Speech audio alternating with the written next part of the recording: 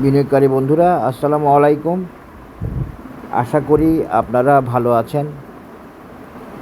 এখন আমি আপনাদের সাথে ন্যাশনাল হাউস ফিন্যান্সের একটা অ্যানালিসিস দেওয়ার চেষ্টা করব বা ইচ্ছা রাখছি।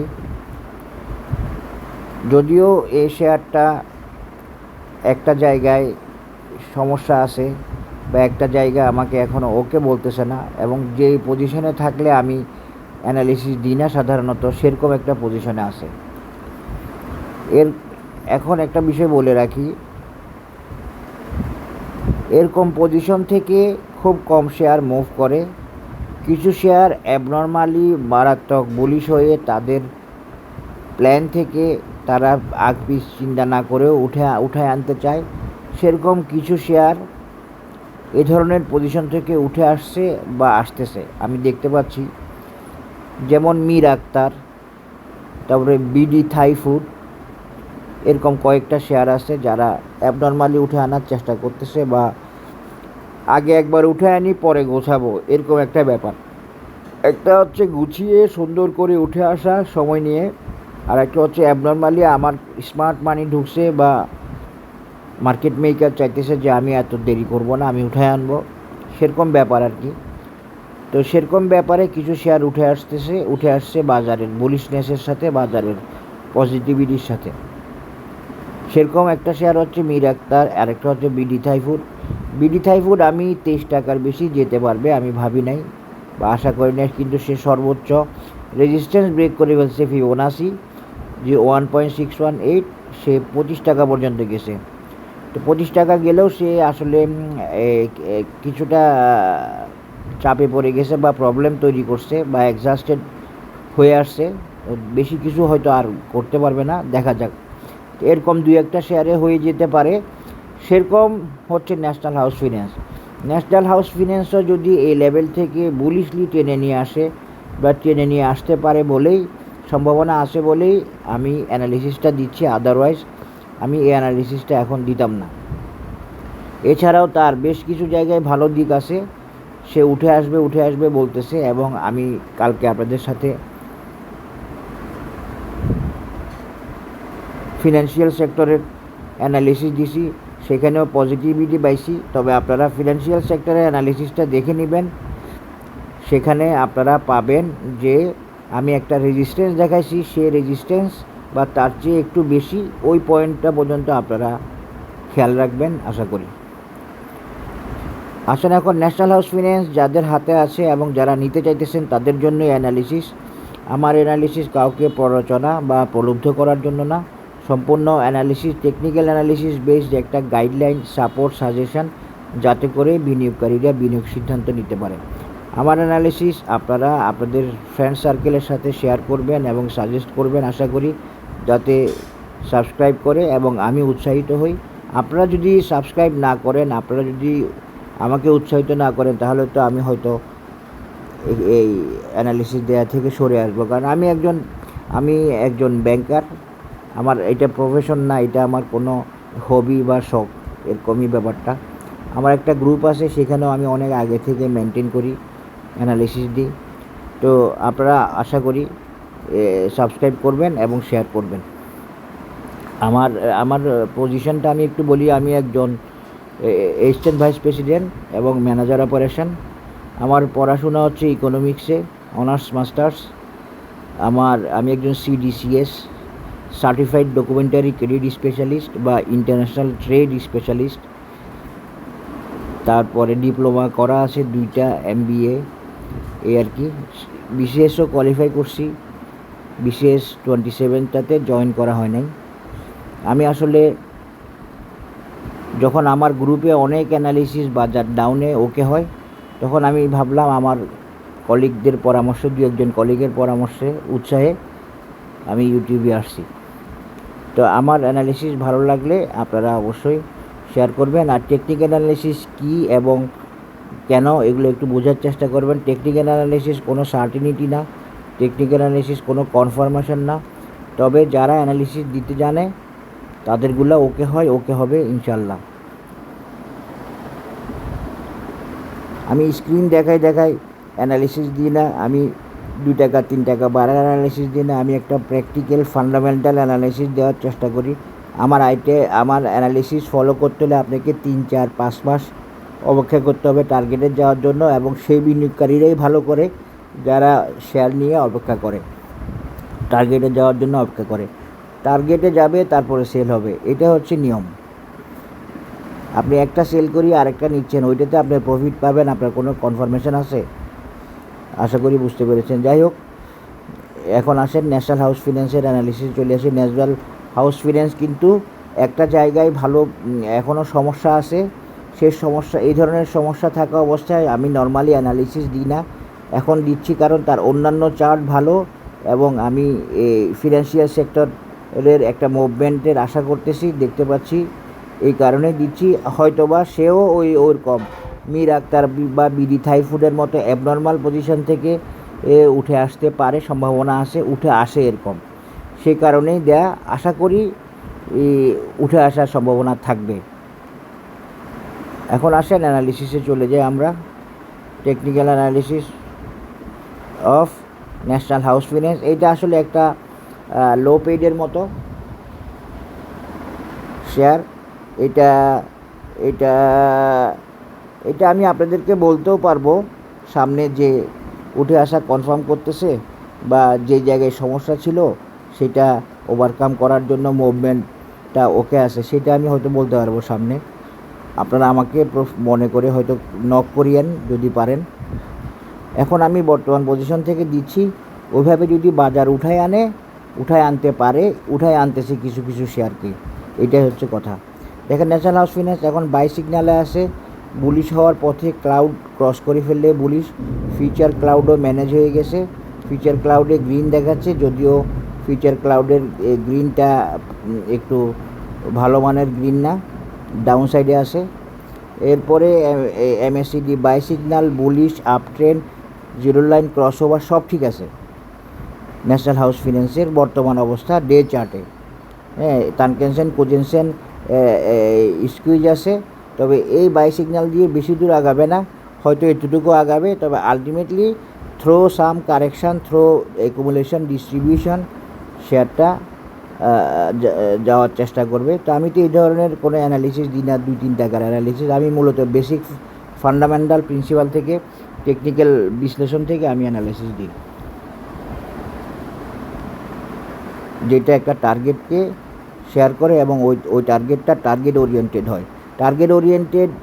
টার্গেট ছাড়া বা অ্যাচিভেবল রিচেবল টার্গেট ছাড়া আমি টার্গেট দিই না, সেটা আমি দেখে শুনে বুঝে দেওয়ার চেষ্টা করি। এইটা আমার স্পেশালিটি আপনারা বলতে পারেন। যারা আমার সাথে ইউটিউবে আছেন ওনারা অলরেডি 45-এর উপরে টার্গেট ওকে অ্যানালিসিস পেয়ে গেছেন। আসেন এখন ন্যাশনাল হাউস ফিন্যান্সের আমরা একটা 2-1টা ইন্ডিকেটর দেখি, তারপরে national house finance up trend দেখাচ্ছে।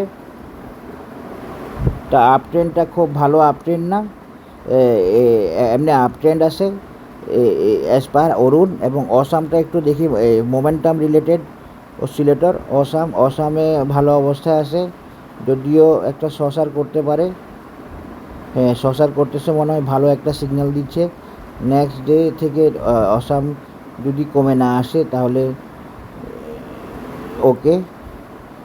তবে আবারও বলতেছি, এটা এখনও মূল জায়গাতে আমাকে একটু কনফিউশনে রাখছে, এই জন্য আমি গতকাল এটার অ্যানালিসিস দিই নাই। পরে ভাবলাম যে যেহেতু অ্যাবনর্মালি অনেক শেয়ারকে আগায় নিচ্ছে, আর সেক্টর যদি মুভ করে এটাকে আগায় নেওয়াটা খুব স্বাভাবিক হবে, এই জন্যই দেওয়া। বোঝার চেষ্টা করবেন।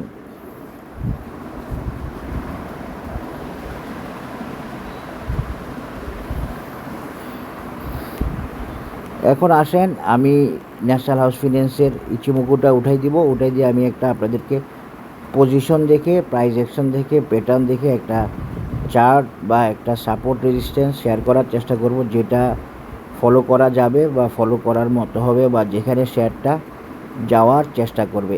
2-3 রকমের অ্যানালিসিস আছে ন্যাশনাল হাউস ফিন্যান্সের, অনেক রকম অ্যানালিসিস দেওয়ার সুযোগ আছে ন্যাশনাল হাউস ফিন্যান্সের।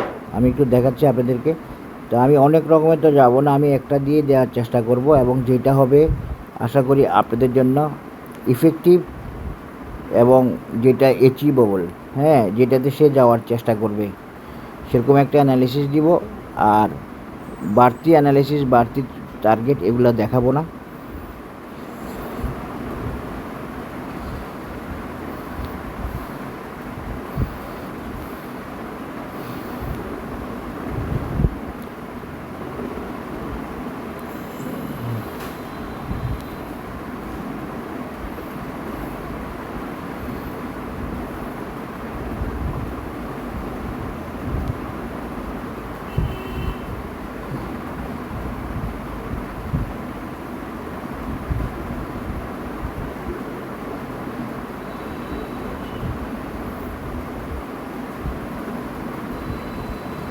আমি একটা ক্লাসিক সি হর্স প্যাটার্ন দিয়ে দেখাতে চাচ্ছি এবং একটা মিড টার্ম লেভেলের একটা অ্যানালিসিস দিব।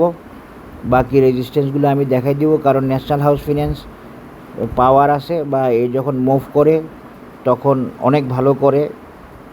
আগের মতো ফিনান্সিয়াল অবস্থা নাই মনে হয়, আমি ইপিএসটা দেখি নাই। ইপিএস পজিটিভ আছে এবং আসলে সেই একই কথা যে 3-4 বছরের কারেকশানের পর তো উঠে আসার চেষ্টা করবেই। এই জন্য আমি মিড টার্ম অ্যানালিসিসটা দিচ্ছি, শর্ট টার্ম রেজিস্ট্যান্সগুলো দেখাই দিব।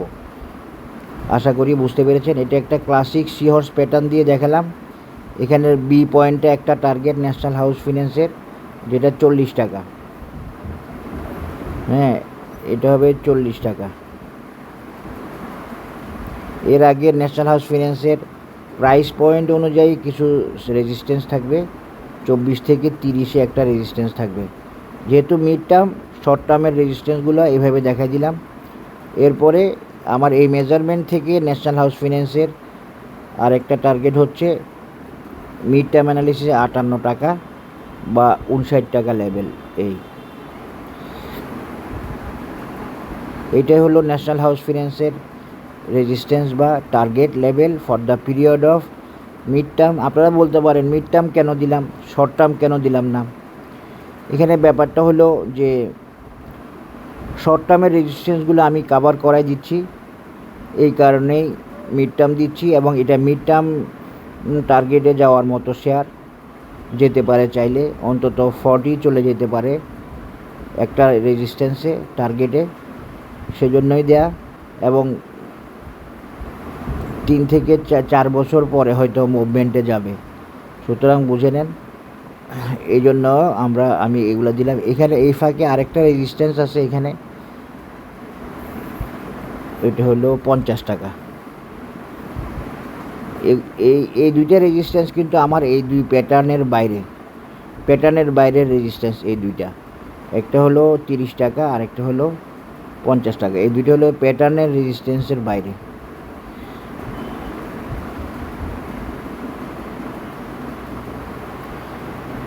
তা আমরা যদি এখন হিসাব করি, ন্যাশনাল হাউস ফিন্যান্সকে আসলে মুভ করলে এক্সচেঞ্জে দ্রুত মুভ করতে হয়, এবং ন্যাশনাল হাউস ফিন্যান্স এই 60 টাকা যেতে কতদিন লাগতে পারে যদি আমরা ভাবি বা আমরা দেখার চেষ্টা করি, অক্টোবর বা নভেম্বর সমান লাগতে পারে একটা ধারণা। নভেম্বর নাগাদ যাইতে পারে এই 60 টাকা লেভেলে। এটা একটা অ্যাজাম্পশনগত টাইম ফ্রেম, এটা কোনো কনফার্মেশন না। যদি আরও ফাস্ট মুভ করে আরও আগেও যেতে পারবে, আরও যদি খাড়া স্ট্রেট মুভ করে তবে আরও আগে যেতে পারে। এটা একটা অ্যাজাম্পশন। নভেম্বর নাগাদ হয়তো সে এই লেভেলে যাওয়ার চেষ্টা করবে, আরও আগে যাওয়ারও সম্ভব আছে যদি বুলিশ মুভমেন্ট দেয়। আমি এখন একটা ফিবোনাসি ড্র করব। ফিবোনাসি ড্র করে একটা মেজারমেন্ট দিব, যাতে করে ঠিক আছে ওই 52টাকে কাভার করতেছে, সুতরাং ওরকম কোনো অসুবিধা নাই। 52, এই দুইটা হলো আপনার প্যাটার্নের বাইরের রেজিস্ট্যান্স, সেগুলো price action related, price point related resistance. আর এটা হলো একটা অ্যাজাম্পশন ভিত্তিক।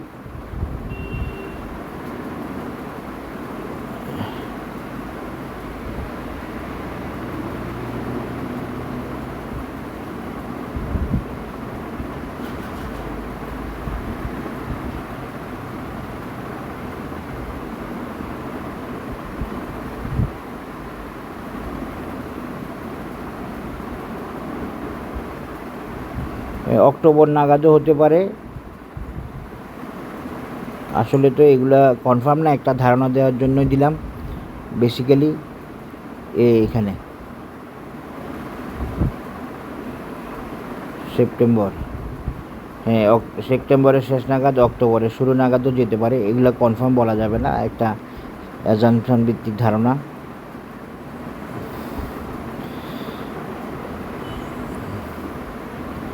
এই হলো ন্যাশনাল হাউস ফিন্যান্সের আপডেট বা নতুন অ্যানালাইসিস, যেখানে 4টা রেজিস্ট্যান্স দেখানো হলো।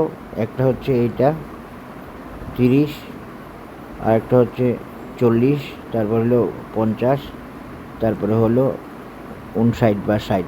এই আশা করি বুঝতে পেরেছেন। তবে ওই কথাটা আবারও বলি যে ন্যাশনাল হাউস ফিন্যান্স একটা জায়গায় এখনও ওকে না, যে জায়গা থেকে শেয়ার মুভ করে সেরকম জায়গা থেকে ওকে না, কিন্তু এটা যেহেতু চার্টগুলোতে আমরা ওকে পাচ্ছি, ডে চার্ট, উইকলি চার্ট, আমরা এটা দিতে পারি। এবং সেক্টর মুভ করলে অবশ্যই দেখবেন যে আনওকে থেকে মুভ করে, আনওকে থেকে মুভ করানোর এক্সাম্পল বললাম, 2-একটা শেয়ারের নাম বলছি, আশা করি বুঝতে পেরেছেন। এখানে আমরা একটা এভাবে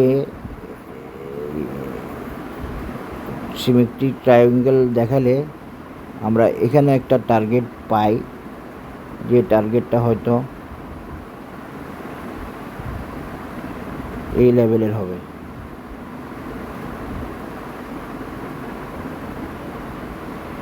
৳35।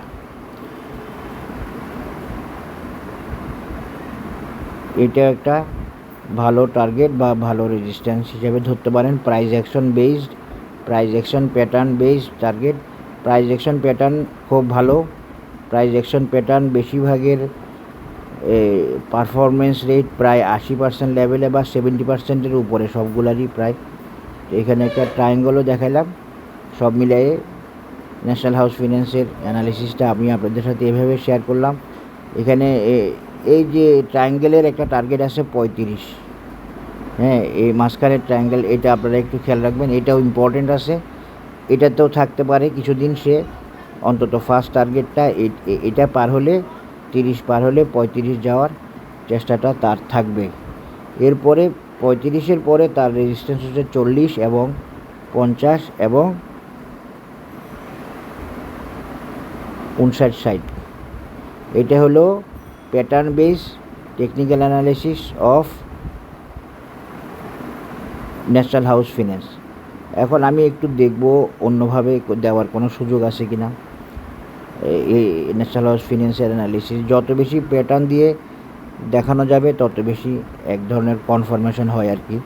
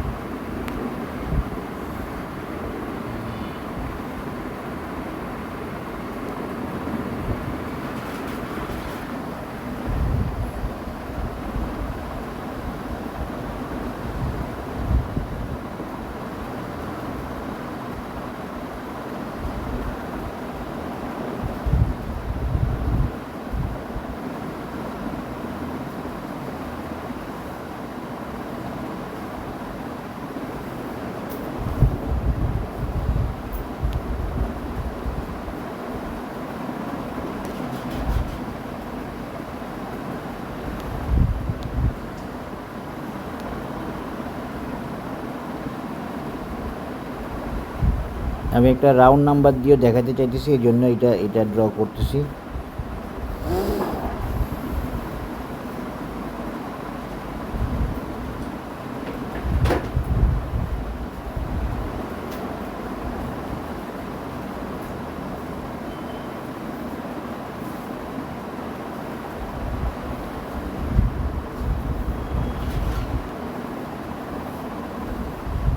বাজার এগুলো সবগুলোকে ফলো করে বা এগুলো সবগুলোকে মেনটেন করে। এগুলো প্রত্যেকটা ন্যাশনাল হাউস ফিন্যান্সের সাপোর্ট অ্যান্ড রেজিস্ট্যান্স। যেমন ধরেন এইখানে 32, এই 32টা একটা রেজিস্ট্যান্স, এই যে 44 এটাও কিন্তু একটা রেজিস্ট্যান্স রাউন্ড নাম্বারে, এবং এটা এই যে 56, 57 এইটাও একটা রেজিস্ট্যান্স। এরপরে আসেন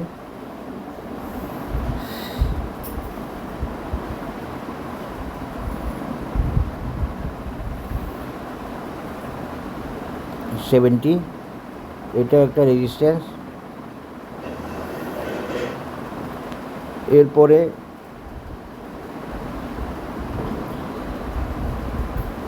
এই রাউন্ড নাম্বারটা আমি মিলাই দিচ্ছি এই, এবং এরপরে হচ্ছে এই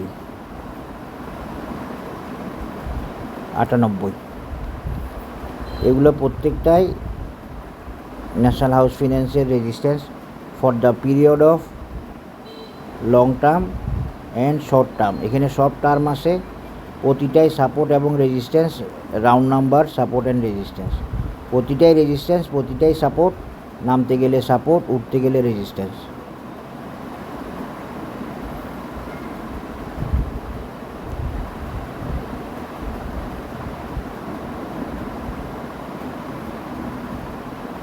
এই যে লাস্ট টপ পর্যন্ত মিলে গেল 92,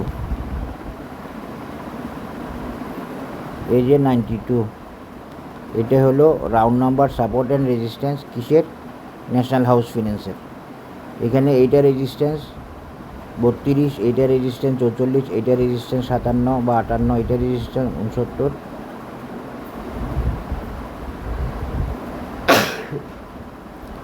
এইটা রেজিস্ট্যান্স 80, এবং এইটা রেজিস্ট্যান্স কত? 92। এভাবেই টেকনিক্যাল অ্যানালিসিসে আপনি মেজারমেন্ট দিতে পারবেন, সাপোর্ট রেজিস্ট্যান্স দেখাতে পারবেন। এটা এখন লং টার্ম টার্গেট হয়ে গেল ন্যাশনাল হাউস ফিন্যান্সে। আশা করি বুঝতে পেরেছেন। এখন ন্যাশনাল হাউস ফিন্যান্সকে লং টার্মে যদি আমি এই অ্যানালিসিস দিই, আমি একটা প্যাটার্ন দিয়ে দেখানোর চেষ্টা করি, তাহলে কি প্যাটার্ন পাই। আমি এখানে একটা